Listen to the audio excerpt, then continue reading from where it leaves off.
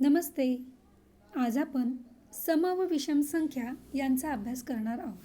प्रथम आपण समसंख्या म्हणजे काय ते पाहूया.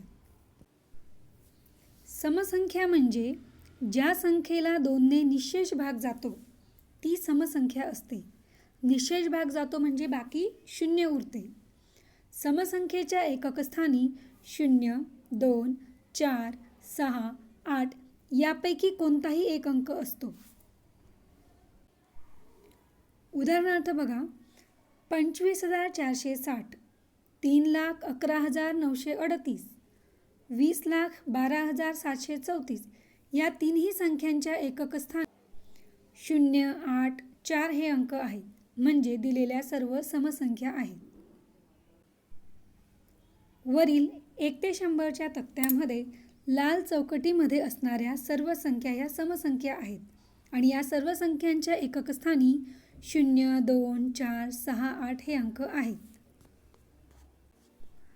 आता आपण विषम संख्या म्हणजे काय ते पाहूयात.